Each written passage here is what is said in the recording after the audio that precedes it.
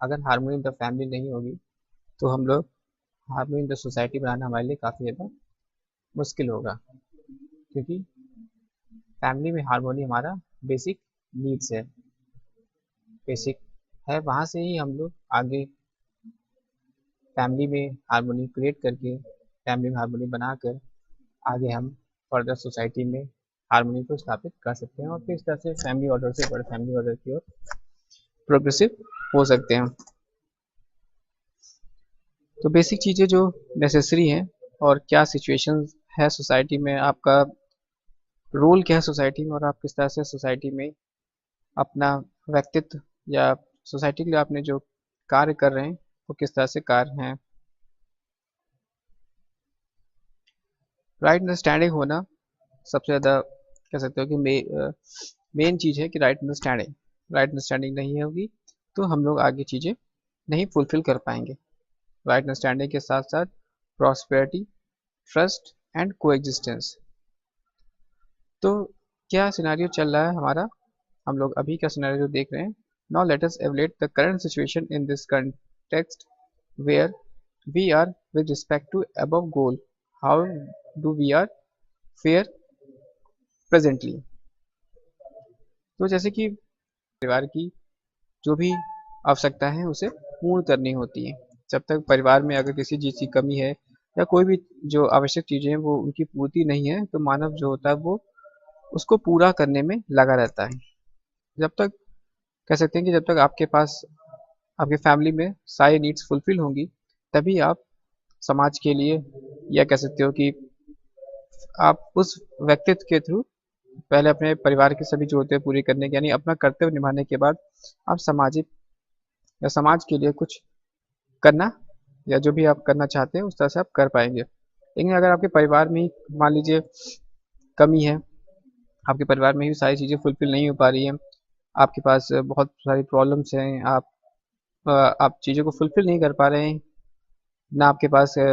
जो basic needs है वो पूरी फुलफिल हो पा रही हैं, तो आपका माइंड जो होगा वो इन्हीं सब चीज़ों में रहेगा कि हम किस तरह से अपनी ज़रूरतों को पूरी करें और आप समाज के प्रति अपना जो कर्तव्य है और जो भी चीज़ें आप कर सकते हैं वो उन पर ध्यान नहीं दे पाएंगे। हार्मोनी इन द फैमिली मतलब आप फैमिली में सभी चीज़ें फुलफिल कर पा रहे हैं, सारी बेसिक नीड्स आपकी पूरी हैं, तो आप अपने माइंड को या कह सकते हो कि आप सोसाइटी के प्रति भी आप अपने कर्तव्य को निभाने की पूर्णतः कोशिश करेंगे। तो करंट सिनेरियो जो चल रहा है, right understanding in individuals, are we are really working for this, you will find that we are taking we are talking to so much about information and skills, but we are ignoring the need for right understanding, and we are ignoring the need to understand happiness correctly. We are ignoring the need to understand and be in relationship। तो बात की जाए कि आप मान लीजिए बहुत अच्छे जगह से एजुकेशन ले रहे हैं या बहुत ही आपने कह सकते हैं कि बहुत ज़्यादा आप अपने स्किल्स पे ध्यान दे रहे हैं, अपने टैलेंट को आप बहुत ज़्यादा इम्प्रूव कर रहे हैं और जो भी चीज़ें हैं आपके अंदर जो क्वालिटी इम्प्रूवमेंट है वो आप सर से करना चाह रहे हैं या इम्प्रूव कर रहे हैं। लेकिन अगर क्या बात कही जाए कि अगर आपसे कि हैं तो हम किस तरह से मैनेज करते हैं ये आप अपने लेवल पर देख सकते हैं कि आपके लिए क्या इम्पोर्टेंस किस में है। राइट अंडरस्टैंडिंग या कह सकते हो कि हैप्पीनेस की सही डिफिनेशन आप खुद अपने लेवल पर आइडेंटिफाई कर सकते हैं कि आप खुश हैं कि नहीं हैं। अगर आप खुश हैं तो आपकी क्या क्राइटेरिया फुलफिल हो रही है जिसकी वजह से आपको वो हैप्पीनेस महसूस हो रही है और क्या क्राइटेरिया है जिसकी वजह से आप हैप्पीनेस यानी किस वजह से आप इस दुखी हैं। तो आपको क्या चीज़ इग्नोर कर रहे हैं आप और किस चीज़ को प्रायोरिटी दे रहे हैं ये आपको अपने सेल्फ से समझना होगा। कभी कभी क्या होता है कि हमें पता होता है लेकिन हम उस चीज़ को जानबूझ के अनजाने यानी कह सकते हो कि हम उस पर ध्यान नहीं देते। आपको पता है कि हाँ हमें परिवार में समय देना है, परिवार में लोगों का आदर सम्मान करना है, लेकिन हम किसी प्रकार से कह सकते हो कि एक सिस्टम से बंधे रहते हैं और उस सिस्टम के थ्रू हम अपना उतना समय नहीं दे पाते जिसकी वजह से आपसी दूरियां या अलग अलग तरह की प्रॉब्लम्स क्रिएट हो जाती हैं। तो हमें ये अपने लेवल पे ही सुलझाना होता है, हमें अपने लेवल पे ही इन चीज़ों को सॉल्व करना होता है कि क्या क्राइटेरिया होगा that we can have more than what we need. We are only talking about how to generate more wealth. All our economy, education, market is luring individuals to generate as much wealth as possible. We feel proud in declaring the number of billionaires and trillionaires in our society without even evaluating whether this is the taking us to state of prosperity. We seem to forgotten that the need to have wealth is connected with the need to keep the body healthy and use it for the right purpose and not for maximizing accumulation for the purpose of sensory enjoyment. तो writer यहाँ पे कह रहा है कि current scenario है क्या, current scenario जो चल रहा है उसको राइटर जो है वो एक्सप्लोर करने की कोशिश कर रहा है कि अगर आप अपने लेवल इंडिविजुअल लेवल पे आप देखेंगे तो आप क्या सकते हो कितना निश्चित धन या कितनी सारी चीज़ें आप अपने घर या परिवार के लिए रखना चाहते हैं. क्या बहुत सारा मनी, बहुत सारी वस्तुएं, प्रोडक्ट्स, क्या क्या आप अपने घर में संचित रखना चाहते हैं. आपको उसकी लिमिटेशन पता है कि नहीं पता है. आप घर में चाहते हो कि हर कमरे में टीवी हो, हर कमरे में फ्रिज, एसी, हर चीज़ बढ़िया से हो, आपके हर परिवार में सबके पास एक एक कार हो और हर चीज़ की जो फैसिलिटीज़ आप चाहते हो. लेकिन वो फैसिलिटीज़ की लिमिटेशन क्या है वो आपको अगर नहीं पता है और तो क्या होगा, तो आप लगातार उन सब चीज़ों को कह सकते हो कि संग्रह करने में जुटे रहोगे. आपकी पूरी लाइफ, आप पूरा टाइम मैक्सिमम उसी चीज़ों में आपका रहेगा कि आप किस तरह से ज़्यादा चीज़ों को संग्रहित कर सके. तो करंट सिनारियो यही चल रहा है कि लोग जो है वो आजकल चाह रहे हैं कि कितना से ज़्यादा चीज़ें वो अपने पास इकट्ठा कर सके. हर तरह से वो चाहते हैं कि वो अपने परिवार के में जो भी ज़रूरतें हैं और उससे ज़्यादा भी चीज़ों को संग्रहित कर सकें. संग्रहित करने या कह सकते हो कि कलेक्ट करना, यानी कह सकते हो कि अगर मान लीजिए अगर आपके पास घर में अनाज है तो आप चाहोगे वो अत्यधिक अनाज आपके पास उपलब्ध हो जिससे कि वो आगे आने वाले समय तक आपके लिए वो काम कर सके. इसी प्रकार साधनों की अगर बात करेंगे तो अगर एक साधन है तो आप चाहोगे एक से अधिक साधन भी आपके पास हो.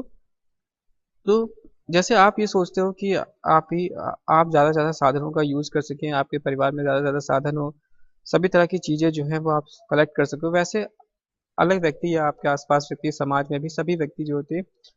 वो अगर इस तरह से भावनाओं या जो करंट सिनेरियो चल रहा है कि वो भी चाहते हैं कि ज़्यादा से ज़्यादा चीज़ों को संग्रहित कर सके, यानी वो भी ज़्यादा चाहते हैं कि उनके पास भी सारी सुख सुविधाएं हो और मैक्सिमम चीज़ें जो है वो अपने परिवार के लिए वो इकट्ठा कर सके. पर इस सिचुएशन यानी ये कह सकते हैं जो करंट एक प्रकार से एक रेस हो जाएगी जिसमें कि सभी लोग यानी सभी फैमिली क्या होना चाहेगी, प्रॉस्पेरस होना चाहेगी और सभी लोग सभी तरह के जो भी कलेक्टिव प्रोडक्ट्स हैं वो इकट्ठा करना चाहेंगे.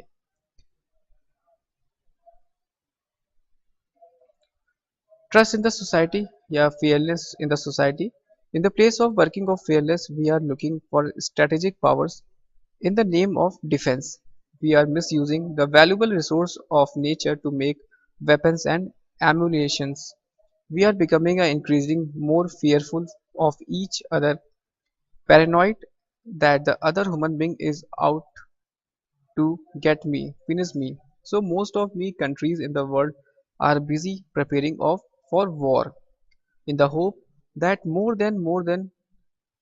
and more competitions of the war will lead to peace. We have organizations like United Nations, but there are two we are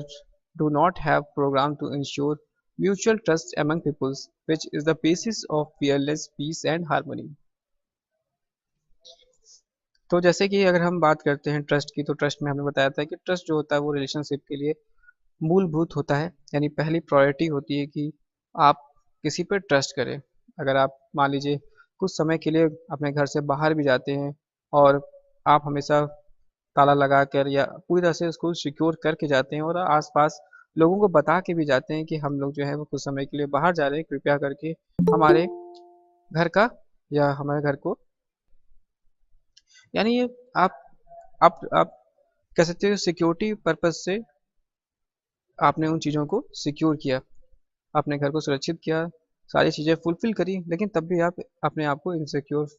feel कर रहे हैं और आपको एक प्रकार का भय सताया रहेगा कि कहीं घर में चोरी ना हो जाए। तो आप उसको और सुरक्षित करने के लिए और तरह तरह की चीज़ों को यूज़ करेंगे। उसी तरह से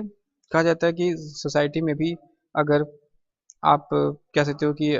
सोसाइटी आपकी उस लेवल पर है या आपस में कोऑर्डिनेशन अच्छा है, तो लोग अगर आप लोग अनजान व्यक्ति अगर आपके घर के आसपास भी होगा तो लोग आपको सूचित करेंगे और आपको इन्फॉर्म करेंगे कि आपके घर के आसपास कोई अनजान व्यक्ति चक्कर लगा रहा है या कोई आपका घर में या किसी वजह से अनजान व्यक्ति जो है वो अनयूजफुल वर्क कर रहा है, तो आपको इन्फॉर्मेशन मिल जाएगी। और आपको, क्योंकि आपने क्या किया, लोगों पर ट्रस्ट किया है और आपने एक अच्छा व्यवहार बना के रखा है सोसाइटी में, तो लोग हर तरह की जानकारी आपको बताएंगे, तुरंत इन्फॉर्म करेंगे। लेकिन सिक्योरनेस क्या है, किस तरह से आप सिक्योर महसूस करेंगे, ये भी सोसाइटी में या नेशनल लेवल पर चीज़ों को बहुत ज़्यादा महत्वपूर्ण करती हैं। अगर अलग अलग देशों की बात की जाए, जो भी हमारे विकासशील देश हैं और विकसित देश हैं, उन सभी में एक प्रकार की एक दौड़ रहती है अपने आप को सुपीरियर या पावरफुल साबित करने की। वे लगातार प्रयास करते रहते हैं कि वो ज़्यादा से ज़्यादा और अच्छे से अच्छे लेटेस्ट टेक्नोलॉजी के वेपन्स और अपनी सेना में करते रहें और वो उसका प्रदर्शन भी करते रहें। लेकिन वो ज़्यादा से ज़्यादा अपना मनी इन्वेस्टमेंट अपना, और कह सकते हो कि इस तरह से दिखाना उनको कि हम ज़्यादा पावरफुल हैं, अपने आप को ज़्यादा सुपीरियर और पावरफुल दिखाने के रेस में वो युद्ध तक की नौबत आ जाती है। और लगातार एक कंट्री दूसरी कंट्री को देखकर कि उस कंट्री के पास ये नया वेपन आया है और वो उसका यूज़ कर रहा है, तो वो अपने आप को इनसिक्योर महसूस करता है। जब वो अपने आप को इनसिक्योर महसूस करता है तो वो भी लॉट्स ऑफ फंड जुटाकर वो भी चाहता है कि हमारे पास भी वो फंड हो जाए, जिसकी वजह से हम उस हथियार को या उस अस्त्र को हम खरीद सके और अपने आप को सिक्योर कर सके। तो ये सभी देशों में एक प्रकार की रेस चल रही है और उस रेस की वजह से काफ़ी ज़्यादा मनी जो है वो स्पेंड हो जाता है युद्ध स्तर पर इन सब चीज़ों को बनाने में, और ज़्यादा से ज़्यादा एक प्रकार से होड़ लग जाती है कि हम भी इन सब हथियारों का उपयोग कर सकें। लेकिन अगर पड़ोसी देश की बात करें, अगर कि पड़ोसी देश हैं हमारे और उन पड़ोसी देशों में आपका अच्छा संबंध है, आपका एक दूसरे से ट्रस्ट है, तो आप एक शांतिपूर्ण व्यवहार व्यतीत करेंगे और आप कभी भी कह सकते हैं युद्ध स्तर की नौबत नहीं आने देंगे। क्यों? क्योंकि आपने एक दूसरे के प्रति आपका ट्रस्ट है, आपके पड़ोसी देश हैं, उन पड़ोसी देशों में आपका ट्रस्ट अच्छा है, तो युद्ध की स्थिति नहीं आएगी और आप एक कह सकते हो फेयरनेस और पीस और हार्मनी के साथ आगे की ओर प्रोग्रेसिव कर पाएंगे। लेकिन जब आपका आपस में देशों में या पड़ोसी देशों में या आसपास के देशों में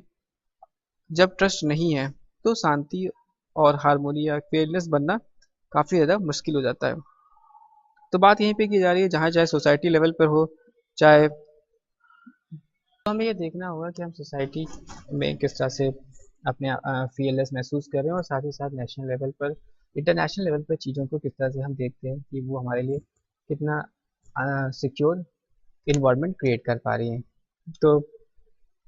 हमें इन चीज़ों को हम एक छोटे से लेवल पर, यानी फैमिली लेवल से लेकर सोसाइटी लेवल के आगे तक हम इन सब चीज़ों को देख पाएंगे। एक सेकेंड। तो आगे राइटर बता रहा है कि को एग्जिस्टेंस विद नेचर, यानी instead of the coexisting, we are busy figuring out better ways to exploit nature. The results are there for all of us see today. We have tended to assume the goal of our technological development is to get victory over nature, to subjugate the entities in nature and to disrupt nature's cycle. In pursuance of our whims and fancies, we even have disagreed the obvious truth that nature is our basic support system and disturbing its balance will result in our own destruction. Thus, we missed out on the core things, and there is a need for us to realign our focus towards ensuring the right understanding and relationship. For this, We have to understand the harmony at the all levels of our living. We have to move from living with assumption to living with right understanding. Each one of us needs to start this journey within the able to contribute toward the rectification of their danger situation. तो writer यहाँ पे जो चीज़ों को indication करने जा रहा है, जैसे कि आपको नेचर साइकिल यानी कोएग्जिस्टेंस विद नेचर की बात की जाए, तो नेचर में जो भी चीज़ें हैं लिविंग और नॉन लिविंग, या जो भी चीज़ें हैं नेचर में, वो हम किस तरह से उनका यूज़ करते हैं, किस तरह से वो हमारे लिए यूज़फुल रहती हैं, और उनका रिलेशनशिप हमारा किस तरह से है, डायरेक्टली या इनडायरेक्टली किस तरह से सारी चीज़ें नेचर की हमारे साथ जुड़ी रहती हैं। और अगर हम नेचर साइकिल को अफेक्ट करते हैं, नेचर साइकिल हमारी प्रॉब्लम में आती है, तो हम लोग भी किस तरह से जो बेसिक चीज़ें होती हैं, जो मूलभूत या कह सकते हो कि प्योरिटी चीज़ें होती हैं, वो हमें नहीं मिल पाती हैं, और धीमे धीमे वो चीज़ें हमारे साथ हमें वो चीज़ें प्राप्त नहीं हो पाती हैं। क्योंकि अगर हम नेचर को अपने से कोरिलेट नहीं करेंगे, और नेचर को अपने से जो हमारा नेचर और हमारा रिलेशनशिप है उसको नहीं से अच्छे से नहीं समझेंगे, तो ये प्रॉब्लम आती है कि नेचर साइकिल में, जैसे कि आपने बायोलॉजी में इन सब चीज़ों को पढ़ा है, फूड चेन सिस्टम, और हमारा जो प्राइमरी सिस्टम, प्राइमरी और फिर सेकेंडरी और टेटरी, इस तरह से एक फूड श्रृंखला जो होती है, और उस फूड श्रृंखला में अगर कोई भी कह सकते हो कि नहीं होता है, प्राइमरी अगर नहीं है या सेकेंडरी नहीं है तो टर्शियरी नहीं, तो किस तरह से वो पूरी साइकिल जो होती है हमारी अफेक्ट करती है। यानी एक छोटा सा जीव और एक बड़ा सा पक्षी या बड़ा सा जीव भी, उस छोटे से जीव से डायरेक्टली या इनडायरेक्टली सभी लोग एक दूसरे से कनेक्टिविटी होती है, और तभी जब तक वो सारी चीज़ें कनेक्टिविटी नहीं होगी, वो हार्मनी नहीं बन पाती है। जिस तरह से पेड़ पौधों का बहुत तेज़ी से जो कटाव हुआ है, बहुत तेज़ी से उनकी जो कह सकते हैं परसेंटेज ऑफ है वो कम हुआ है, उसकी वजह से पूरा जो इकोनॉमिक सिस्टम है, पूरा जो फूड चेन सिस्टम है, पूरी तरह से वो खंडित हो गया, खराब हो गया, और जिसकी वजह से बहुत से जीव जंतु की लाइफ जो होती है वो डिस्ट्रॉय हो गई। क्योंकि अगर हम इनके रिलेशनशिप को समझ जाते या इनकी इम्पोर्टेंस को समझ जाते, तो हमें ये प्रॉब्लम या उनकी लाइफ जो होती है वो डिस्ट्रॉय, या हम लोग की लाइफ जो होती है वो अफेक्ट नहीं होती। तो हमें अपने राइट अंडरस्टैंडिंग से इनके रिलेशनशिप को समझना होगा। क्योंकि अगर हमने नेचर के साथ कोई भी कह सकते हो कि अ, उसका सही ढंग से उसको फॉलो नहीं किया, या उसको उसकी जो साइकिल है उस साइकिल को गड़बड़ किया, तो वो डायरेक्टली हमें या इनडायरेक्टली हमें इफेक्ट करेगी, और हम उसका उसको बाद में ठीक नहीं कर पाएंगे, और ज़्यादा हमारे लिए कॉम्प्लिकेशन हो जाएगी। यानी कोएग्जिस्टेंस विद नेचर, हमें नेचर के साथ हार्मोनी बनाना ही होगा, और हम अगर हम हार्मोनी नहीं बना पाएंगे, तो हमें डेंजर सिचुएशन का सामना करना पड़ेगा। So the problem with us today that the program to ensure the first step, that right understanding in the individual, is missing. The root of prosperity and social harmony is the throughout the right understanding is only. तो writer यहाँ पे जो current situation की बात करी, जिसमें कि हमने बात की थी राइट अंडरस्टैंडिंग अपने इंडिविजुअल लेवल पर हमारे पास क्या है, फिर फैमिली लेवल पर हमने प्रॉस्पेरिटी को समझ पा रहे नहीं समझ पा रहे, फिर फियरलेस या ट्रस्ट इन सोसाइटी, और कोएग्जिस्टेंस विद, इन सब चारों चीज़ों पर हम जब चीज़ों को देख पाएंगे सही से, यानी हमने राइट अंडरस्टैंडिंग यानी सही समझ से हम इन चीज़ों को देख पाएंगे अपने लेवल पर, कि हमारे अंदर राइट अंडरस्टैंडिंग कितनी है, या हम किस चीज़ों को किस तरह से चीज़ों को हैंडल कर रहे हैं, हमारे लिए हैप्पीनेस क्या है, हम हमारी रिलेशनशिप का क्या इंपॉर्टेंस है, फिर हम लोग प्रॉस्पेरिटी इन फैमिली, हमारी फैमिली के लिए कितनी चीज़ें की आवश्यकता है, कितने वस्तुओं की आवश्यकता है, हम कितना ज़्यादा संग्रह कर रहे हैं चीज़ों का, और सोसाइटी हम जो हमारी सोसाइटी में हम किस तरह से वातावरण बना है, सोसाइटी में फेयरनेस या ट्रस्ट है कि नहीं सोसाइटी में, नेशनल लेवल पर और इंटरनेशनल लेवल पर चीज़ों को, और फिर कोएग्जिस्टेंस विद नेचर के साथ। तो ये करंट सिनारियो है, अगर आप इन सब चीज़ों को ध्यान देंगे, कहने का मतलब राइटर तो यही कह रहा है कि राइट अंडरस्टैंडिंग अगर होगी, और राइट अंडरस्टैंडिंग जो लोग मिसिंग कर रहे हैं उसकी वजह से हम सोशल हार्मोनी नहीं बना पाएंगे। सोशल हार्मोनी बनाने के लिए हमें करंट सिनारियो जो चीज़ें हैं इंडिविजुअल लेवल पर, फैमिली लेवल पर, सोसाइटी लेवल पर, और नेचर लेवल पर यानी कोएग्जिस्टेंस, ये सभी चारों चीज़ें फुलफिल करनी होगी, तभी हम सोशल हार्मोनी या one family order to world family order की ओर प्रोग्रेसिव हो पाएंगे। क्योंकि मान लीजिए अगर आप ज़्यादा से ज़्यादा कह सकते हो कि जो यहाँ पर बात की थी राइटर ने, कि नेशन लेवल पर अगर शांति नहीं है, we organize election like United Nations, but there too we are have a program to ensure mutual trust among people. जब तक हम अपने आस पड़ोस के देशों और इंटरनेशनल लेवल या डेवलप्ड कंट्रीज के साथ एक दूसरे में ट्रस्ट नहीं आएगा, तब तक आप वेपन्स बनाएंगे, और वेपन्स बनाने के बाद उनका अगर यूज़ करेंगे या वॉर होगी, तो सारी चीज़ें जो होगी वो सब कुछ जो होगा वो हारमोनी नहीं बन पाएगा, हारमोनी बिल्कुल भी बिगड़ जाएगी और हमारे सामने एक डेंजर सिचुएशन क्रिएट हो जाएगी। तो हमें क्या करना होगा, हमें अपने अंदर इन सब चीज़ों को देखना होगा, अच्छे से रिकॉग्नाइज करना होगा, अपनी राइट अंडरस्टैंडिंग इन इंडिविजुअल लेवल पर, प्रॉस्पेरिटी इन फैमिली लेवल पर, fearless interest in society level पर, और को एग्जिस्टेंस विद नेचर। तो राइट अंडरस्टैंडिंग आपका ही जितना इम्पोर्टेंट आपके लिए है, उतना ही और सामने वाले व्यक्ति के लिए भी होगा। तभी आप एक दूसरे से म्यूचुअल हैप्पीनेस या म्यूचुअल प्रॉस्पेरिटी और एक दूसरे को आप जब समझ पाएंगे, तो ही आप family order to world family order की ओर बढ़ पाएंगे। मान लीजिए आपकी फैमिली जो है वो हारमोनी में क्रिएट है, लेकिन बगल में पड़ोसी के घर में फैमिली जो है हारमोनी में नहीं है, तो वो लगातार जो होगा वो आपको भी डिस्टर्ब करेंगे, वो आपको भी इन्फ्लुएंस करेंगे। और उसी के साथ साथ अगर आपकी सोसाइटी में पीस और हारमोनी है, लेकिन पड़ोसी के या कह सकते हो कि थोड़ी सी दूरी पर सोसाइटी में वो अशांति फैली हुई है या हारमोनी नहीं है, तो भी वो एक सोसाइटी से दूसरी सोसाइटी पर इफेक्ट डालेगी। इसलिए हमें अपनी सोसाइटी, अपने फैमिली और अपनी फैमिली से, अपनी सोसाइटी और अपनी सोसाइटी से अपने पूरे देश की सोसाइटी या पूरे देश के सभी लोगों को हारमोनी और में रखना, और कह सकते हो कि social harmony through the right understanding ही हमारा एक मेन, कह सकते हो कि मेन है, जिसकी वजह से हम सब चीज़ों को सही कर पाएंगे। The root of prosperity and the social harmony is the right through right understanding only. इसीलिए राइट अंडरस्टैंडिंग होने से ही हम सभी चीज़ों को मैनेज कर पाएंगे और सभी चीज़ों को हम सही से समझ पाएंगे और उनको जीवन में निर्वाह कर पाएंगे। Programs needed to achieve the comprehensive human goals, the 5 dimensions of human individual. In the light of comprehensive human goal, let us visualize, जैसे कि हम लोग यहाँ पे समझा कि राइट एजुकेशन से हम राइट अंडरस्टैंडिंग की तरफ बढ़ सकते हैं, प्रोग्रेस हो सकते हैं। उसी तरह से अगर हम राइट अंडरस्टैंडिंग हमारे अंदर आ जाएगी, तो हम सामने वाले व्यक्ति के अंदर भी राइट अंडरस्टैंडिंग को डेवलप करने की कोशिश कर सकते हैं, और एक दूसरे के आचरण में बदलाव या एक दूसरे में सही समझ का डेवलप करके हम सोसाइटी को अच्छे शेप और कह सकते हो कि एक अच्छी सोसाइटी का निर्माण कर सकते हैं। It will be necessary to develop appropriate systems and programs to cater the above goal in order to ensure human welfare. तो जो बेसिक 5 dimensions होती हैं एजुकेशन, पहली एजुकेशन राइट लिविंग, शिक्षा और संस्कार के बारे में, दूसरा हेल्थ और सेल्फ रेगुलेशन, स्वास्थ्य और संयम के बारे में, जस्टिस प्रिजर्वेशन, न्याय और सुरक्षा के बारे में, प्रोडक्शन एंड वर्क, उत्पाद और क्रिया, और एक्सचेंज एंड स्टोरेज, विनिमय और उनका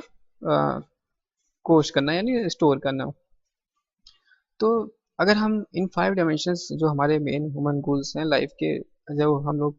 को चाहिए, तो हम इन सब चीज़ों से अपने जीवन को निर्वाह भी करते हैं। शिक्षा संस्कार फॉर सिंप्लिसिटी, स्वास्थ्य संयम फॉर सिंप्लिसिटी, न्याय सुरक्षा फॉर सिंप्लिसिटी, और उत्पादन और क्रिया कार्य इस फॉर सिंप्लिसिटी, एंड विनिमय एंड कोश फॉर सिंप्लिसिटी। तो ये 5 जो डायमेंशन है, इनसे हमारी लाइफ जो होती है इन्फ्लुएंस रहती है, और हम इन 5 पॉइंट्स पे अपनी लाइफ को स्पेंड करते हैं या अपनी लाइफ को जीते हैं। एजुकेशन हम लोग लेते हैं राइट लिविंग यानी राइट अंडरस्टैंडिंग डेवलप करने के लिए, और शिक्षा संस्कार में अपनी भूमिका जो होती है वो बचपन से, जब से पैदा होते हैं तब से हम परिवार से लेकर परिवार में और आगे तक समाज, स्कूल, कॉलेज और आगे तक हम इन चीज़ों को सीखते रहते हैं, समझते रहते हैं। हेल्थ और सेल्फ रेगुलेशन, हमें अपने स्वास्थ्य और संयम का पूरा ध्यान रखना चाहिए। हम किस तरह से अपने, अगर हमारा शरीर स्वस्थ नहीं होगा तो हम और चीज़ों को नहीं सही हैंडल कर पाएंगे, सही से हारमोनी नहीं बना पाएंगे, क्योंकि हमें पता होना चाहिए कि हम अपने शरीर की क्या क्या ज़रूरतें हमें पूरी करनी है, क्या क्या हमारे शरीर में लिमिटेशन है, हमें किस तरह से खाना चाहिए, और किस क्या क्या चीज़ें हैं जो इनका हमें ध्यान रखना है। न्याय और सुरक्षा भी हमें चाहिए, जो हमारे सोसाइटी में ट्रस्ट होगा और एक दूसरे के प्रति नेशनल लेवल पर भी चीज़ों का ट्रस्ट होगा, पड़ोसी देश भी ट्रस्ट करेंगे, तो हमें शांति और स्थापित हो पाएगी, जिसकी वजह से हम अपने जीवन को अच्छे से निर्वाह कर पाएंगे। प्रोडक्शन नेटवर्क कि जितना हमें नेसेसरी है, हमें अपने अगर लिमिटेशन ही नहीं पता है, तो हम चीज़ों को संग्रह ही करते रहेंगे कि हमें लिमिटेशन ही नहीं पता है। आपके पास साधन ही साधन आप स्टोर किए जा रहे हैं और सामने वाले व्यक्ति या सामने वाले घर में उन सब साधनों का अभाव है। तो जब इस तरह के साधनों का अभाव होगा तो हारमोनी नहीं बन पाएगी। तो हमें ये पता होना चाहिए कि हमें कितनी हमारी लिमिटेशन है, हमें कितनी चीज़ें नेसेसरी है हमारे परिवार के लिए और हमारे लिए कितनी नेसेसरी है, आपको वो तय करना होता है। यानी what is the your limitation, that is production and work related. क्योंकि ज़्यादा से ज़्यादा आप चीज़ों को संग्रह करते रहेंगे तो ज़्यादा से ज़्यादा चीज़ें प्रोड्यूस होती रहेंगी और आप फिर और प्रोड्यूस कराते रहेंगे। एक्सचेंज एंड स्टोरेज, किस तरह से हम लोग देखते हैं कि क्रय प्रणाली से आप किसी वस्तु के बदले एक्सचेंज करते हैं और फिर उनका आप अपनी सिंप्लिसिटी के हिसाब से उनका स्टोरेज करते हैं। तो these are the 5 dimensions broadly cover all the activities that are necessary and fundamental to the harmonious existence for human society. Let us to each of these in the light of complexity. तो यानी अगर हमें कह सकते हैं society में या family order to world family order की तरफ बढ़ना है तो हमें इन 5 डायमेंशंस पे भी काफ़ी ज़्यादा ध्यान देना होगा, जो कि हमने अभी बात करी। एजुकेशन यानी right living is made up of 2 words, education and right living. तो किस तरह से अगर आपके पास अगर अच्छी एजुकेशन है तो आपका जीवन जीने का ढंग और जीवन जीने का जो आप अपने जीवन को अच्छे से व्यतीत करते हैं या अपने जीवन को अच्छे से निर्वाह कर पाएंगे। जब आपके पास सही एजुकेशन होगी, आप सही से चीज़ों को समझ सकेंगे तो अपना जीवन भी आप अच्छे से निर्वाह कर पाएंगे। The content of education is understanding of harmony at all the 4 levels of existence from myself to the entire existence. Right living of sanskar refers to the ability of the living in harmony at all 4 levels of living. तो शिक्षा की अगर आप education की importance को समझेंगे तो आपके अंदर परिवार में जो आपके संस्कार सीखे हैं आपने और शिक्षा संस्कार की भूमिका भी आप उसको अदा कर पाएंगे। यानी आप एक शिक्षित और संस्कारी व्यक्ति उभर के आएंगे और बन के आएंगे और सोसाइटी में भी आप इस शिक्षा और संस्कार को सभी लेवल पर बताएंगे, फैलाएंगे। तो राइट लिविंग या संस्कार refers the ability of live in the harmony at the 4 levels of living. Thus education equal to understand harmony at the all 4 level of living. Right living equal to commitment and preparedness to live in harmony at all 4 level of living. क्योंकि जब आपके पास शिक्षा होगी, right education होगी और आप चीज़ों को सही से समझ सकेंगे तो आप अपनी सभी डायमेंशंस के साथ जी सकेंगे। आपको पता होगा कि आपकी लिमिटेशन क्या है, आपको अपने स्वास्थ्य की चिंता होगी और आप ज़्यादा चीज़ों को संग्रह नहीं करेंगे और हारमोनी बनाने की पूरी तरह से कोशिश करेंगे। हारमोनी में आप जीना चाहेंगे। आपके लिए रिलेशनशिप भी उतना ही इम्पोर्टेंट होगा। मनी की लिमिटेशन आप समझ सकेंगे। It is important to realize that understanding of harmony is accompanied by learning to live in harmony at all the levels and doing this things that ensure harmony at all the levels. The competence gained from understanding the enables to us to live in harmony. तो अपने साथ साथ आपके साथ जो भी लोग हैं जिनके साथ आप जुड़ रहे हैं उन सभी के साथ आप उनके अंदर योग्यता डेवलप करेंगे कि उनके अंदर भी अच्छी सही समझ डेवलप हो सके और सही समझ से वो और लोगों को भी राइट अंडरस्टैंडिंग यानी सही बात पर ले जा सकें और जिस तरह से आप हारमोनी सोसाइटी या नेशनल लेवल पर चीज़ों को बना सकें। We have to ensure the availability and continuity of education right living in our society. The dimension of society works to ensure right understanding and right feelings और all encompassing solutions called samadhana in every individual and ensure that our succeeding generation have both the content and the environment available to work towards the achieving their goal to continuous happiness and prosperity. This is the goal and objective of education. तो आप सही अगर आपके पास education होगी, आपके पास आप समझदार होंगे, आप जागरूक होंगे, आपको पता होगा तो आप अपना ऑब्जेक्टिव यानी अपने गोल, आपके जो लाइफ का गोल है, आप अपने गोल को भी सही से निर्धारित कर पाएंगे। लेकिन अगर आपके पास सही समझ नहीं होगा तो आप अपने लाइफ के गोल को भी निर्धारित नहीं कर पाएंगे और जब आपका गोल निर्धारित नहीं होगा तो आप उसकी तरफ प्रोग्रेसिव नहीं हो पाएंगे। यानी आपका जो गोल है वो राइट अंडरस्टैंडिंग के थ्रू जब ये सभी डायमेंशंस को फुलफिल करता है तो आप शिक्षा के साथ उन सभी चीज़ों का समाधान भी कर पाएंगे। जो भी आपके लाइफ में प्रॉब्लम्स आएगी उनको आप सही से सॉल्व कर पाएंगे और घबराएंगे नहीं और अपने जीवन को अच्छे से निर्वाह कर पाएंगे। लेकिन सही समझ नहीं होने की वजह से आप अपने जीवन को सही से निर्वाह नहीं कर पाएंगे और हमेशा समाधान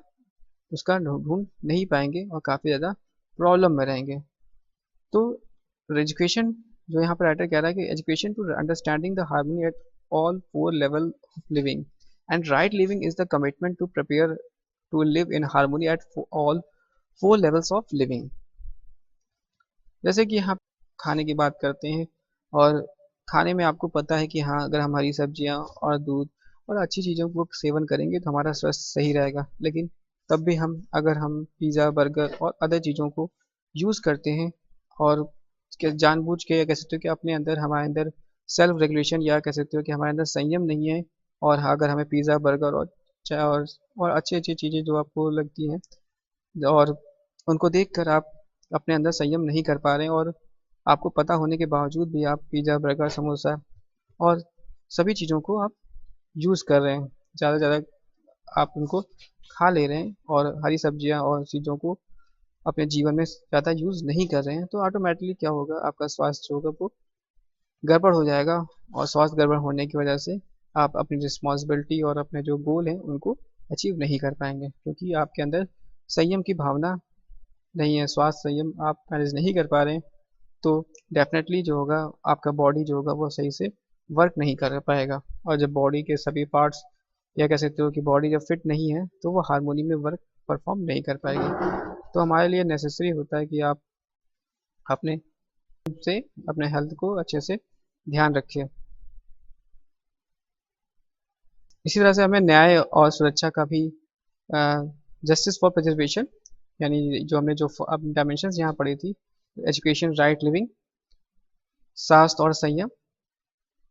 और फिर हमारा जस्टिस और प्रिजर्वेशन यानी न्याय और सुरक्षा का होना है। Justice refers to harmony in the relationship between human beings, while the preservation refers to harmony in the relationship between human beings and the rest of nature. Justice, human to human relationship, it recognition, fulfillment, evolution leading to mutual happiness. Or preservation, that means human rest of nature relation, it recognizing fulfillment, evolution leading to mutual prosperity, enrichment, protection, right utilization and of nature. Right education होगी, हमारे अंदर सही समझ होगी, तो हम एक दूसरे के प्रति जो हमारा ट्रस्ट है, एक दूसरे में हम जो अच्छा रिलेशनशिप है, और हम नेचर के साथ भी चीज़ों को कोई डिस्टेंस या सही से उनका यूज़ कर पाएंगे, उनको सही से जोड़ पाएंगे, और उनका हम मिस यूज़ नहीं करेंगे, और उनकी जो साइकिल है उसको गड़बड़ नहीं करेंगे, तो हमारा रिलेशनशिप नेचर के साथ हारमोनी में बना रहेगा। बात करते हैं जैसे कि सुरक्षा में हम बात करते हैं enrichment and protection and right utilization. फिर उसी तरह से protection and work, protection and work, कौन प्रोड्यूस कर रहा है, हाउ टू प्रोड्यूस, और क्या हमारी लिमिटेशन है, इनको हम लोग देखेंगे। साइक्लिक जो फूड चेन साइकिल होती है और किस तरह से वो इफेक्ट करती है नेचर में, हम लोग की किस तरह से यूटिलाइजेशन करते हैं। बायोलॉजी में आपने सब चीज़ों को पढ़ा है, plants, animals, soils, being, soil, air, water, किस तरह से डायरेक्टली एंड इनडायरेक्टली ये जो होते हैं हम हमारी लाइफ में इनका इन्फ्लुएंस रहता है, और क्या इनका एक ऑर्डर होता है। ये बायोलॉजी में आपने इन चीज़ों को पढ़ा है। एक्सचेंज एंड स्टोरेज, इसके बारे में बात करेंगे।